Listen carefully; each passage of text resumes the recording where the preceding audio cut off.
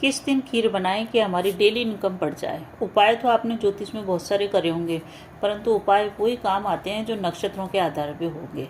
क्योंकि राशि के हिसाब से उपाय करते हैं तो आप राशि को इस टाइप से मान लीजिए कि एक बहुत बड़ी चीज़ है। नक्षत्र की बात करते हैं तो बहुत छोटी चीज़ होती है, बहुत बारीकी से बात होती है। जिस प्रकार से दूर से हमको एक पेड़ दिखता है तो वो तो है राशि, और पेड़ के अंदर कौन सा फल लग रहा है, कैसी पत्तियां हैं, कितनी बड़ी पत्तियां हैं, वो सब चीज़ों की चर्चा करेंगे तो फिर नक्षत्रों की बात आ जाती है। तो नक्षत्रों के हिसाब से किस दिन हम खीर बनाएं कि हमारी डेली इनकम बढ़ जाए। क्योंकि नक्षत्रों के हिसाब से जब भी हम उपाय करते हैं तो पूरे तरीके से सटीक जाते हैं वो। तो आज मैं बात करूंगी कि ऐसे नक्षत्र कौन से हैं जिसमें खीर बनाने से लाभ होएगा। तो 5-6 चीज़ें हैं जिनका आपको ध्यान रखना है। सबसे पहले बात करते हैं नक्षत्र की। नक्षत्र के अंदर जो नक्षत्र चंद्रमा से रिलेटेड है वो ही नक्षत्रों में खीर बनाई जाती है। चंद्रमा का सीधा संबंध हमारे मन से है और चंद्रमा की वस्तु चावल है। सफ़ेद चीज़ें चावल जैसी चीज़ें, दूध है, ये सब चंद्रमा को रिप्रेजेंट करती है। इस कारण से जब भी हम चंद्रमा के नक्षत्र के अंदर सफ़ेद चीज़ का कोई भी वस्तु बनाते हैं और उसका दान करते हैं, उसका सेवन करते हैं, तो हमको चमत्कारिक रूप से परिणाम प्राप्त होते हैं। नक्षत्रों का इतना अधिक महत्व है कि साउथ के अंदर पूरे 27 नक्षत्रों के मंदिर बने हुए हैं। नक्षत्र का मतलब होता है कि चंद्रमा की 27 रानियां। चंद्रमा के पास जब उन्होंने विवाह किया था तो उनके पास 27 कन्याओं से उन्होंने विवाह किया था। तो जब भी चंद्रमा जिस नक्षत्र में जाता है, यानी कि जिस रानी के पास जाता है, तो उस नक्षत्र से संबंधित ही उपाय या उस नक्षत्र से संबंधित ही हमारा राशिफल बनता है, जो नवतारा के हिसाब से बनता है। तो चंद्रमा के जो नक्षत्र हैं वो 3 नक्षत्र चंद्रमा को दिए गए हैं। वो नक्षत्र है रोहिणी, हस्त और श्रवण। ये तीनों नक्षत्रों का स्वामित्व चंद्रमा के पास है। इनको चंद्रमा के नक्षत्र कहते हैं। और इन नक्षत्रों के अंदर जब भी हम खीर का सेवन करते हैं या खीर को बनाते हैं तो हमारे जीवन में शुभता आती है, हमारे जीवन में समृद्धि आती है। क्योंकि चंद्रमा का सीधा संबंध धन से है, समृद्धि से है, सुख से है और वैभव और विलासिता से है। और ये जो रोहिणी नक्षत्र है ये पड़ता है वृषभ राशि के अंदर, रोहिणी नक्षत्र में, और हस्त नक्षत्र पड़ता है कन्या राशि में, और श्रवण नक्षत्र आता है धनु राशि में। तो ये नक्षत्र है रोहिणी और हस्त तो स्त्री संज्ञक नक्षत्र है, श्रवण है पुरुष संज्ञक नक्षत्र। इन नक्षत्रों में आप खीर बनाइए। खीर बनाने के लिए आप सबसे पहला ये देखिए कि उस दिन का आप चौगड़िया देखिए, उस दिन का आप राहु काल देखिए। उस दिन के राहु काल में बिल्कुल भी ये काम न कीजिए। अभिजीत मुहूर्त के अंदर आप खीर बनाइए चावल की खीर बनाने के लिए आप एक विशेष चीज़ का ध्यान रखना है, वो ये है कि वो खीर जलनी नहीं चाहिए। जैसे ही वो खीर नीचे लग जाएगी, पतीले में जल जाएगी, तो फिर आपकी डेली इनकम पे विपरीत असर पड़ेगा, यानी कि उल्टा आपको नुकसान हो जाएगा।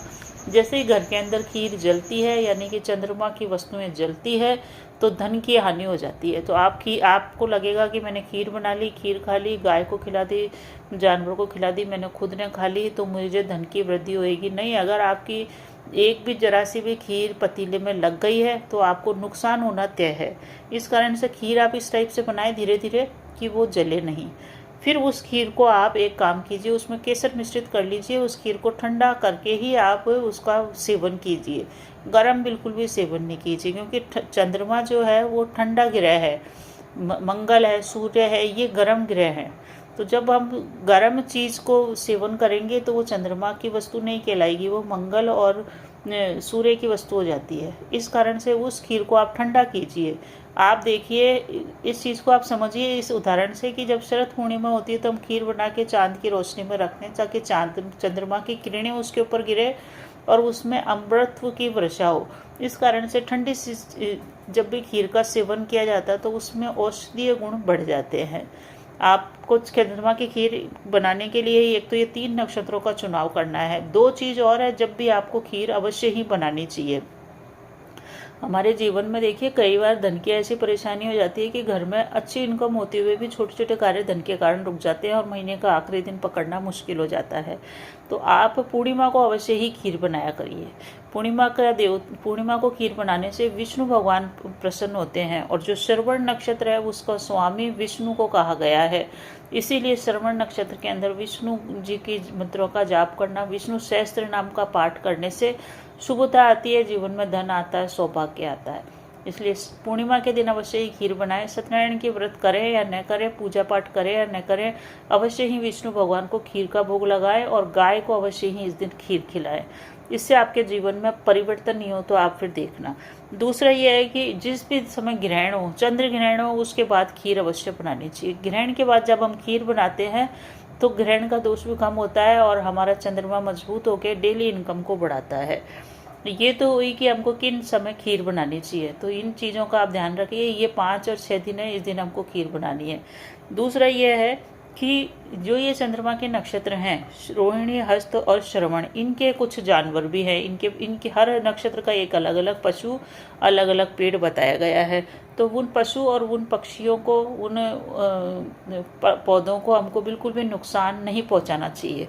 सपोज जैसे किसी का श्रवण नक्षत्र है तो उस नक्षत्र के अंदर फीमेल मंकी को रिप्रेजेंट करता है ये नक्षत्र। तो हमको बंदर जब भी आए, फीमेल बंदर जो होता है, यानी कि जो मादा बंदर है, उसको कभी भी मार के नहीं भगाना चाहिए, उसको कभी डंडा नहीं मारना चाहिए।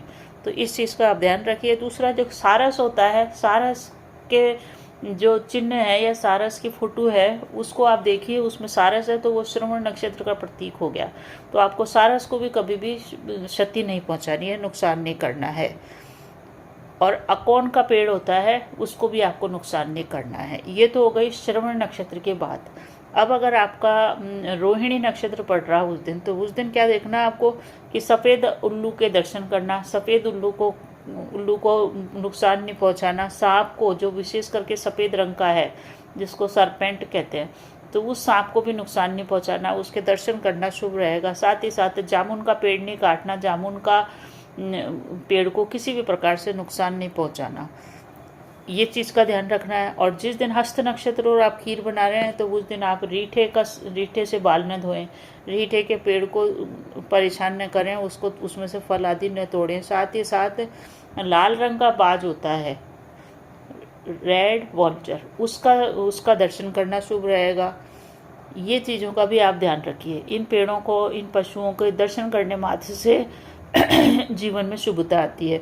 तो ये जो रोहिणी नक्षत्र है, इसमें तो अवश्य ही महीने में ये सारे नक्षत्र महीने में एक बार आते हैं। रोहिणी नक्षत्र के दिन अवश्य ही खीर बनानी चाहिए।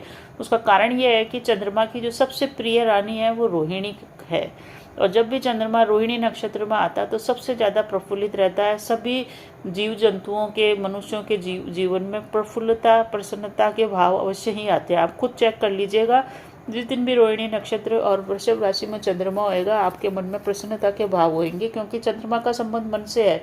और हमारा मन प्रफुल्लित कब होएगा? जब हमारा चंद्रमा सही रहेगा। तो वृषभ राशि के अंदर जब चंद्रमा रोहिणी में आएगा, सभी मनुष्यों के जीवन पे ये असर डालता है और शुभता होती है। इस कारण से इस दिन जो खीर बनाता है उसको धन से संबंधित फायदा अवश्य ही होता है। पूर्णिमा को खीर बनाइए, ये भी एक बढ़िया उपाय है धन प्राप्ति का। खीर बनाते समय आपको एक चीज़ करनी है, अगर आपका लिए संभव हो तो आप ओम नमो भगवते वासुदेवाय मंत्र का जाप करते हुए चलिए। इस मंत्र का जाप करने से विष्णु की भी कृपा होती है और चंद्रदेव की भी कृपा बनी रहती है। कैसा लगा आपको वीडियो आपको पसंद आ रहा है, आप इससे संबंधित हो रहे हैं, कुछ भी आपका कोरिलेशन बैठ रहा है, तो कमेंट करके अवश्य ही मुझसे शेयर कीजिए। धन्यवाद।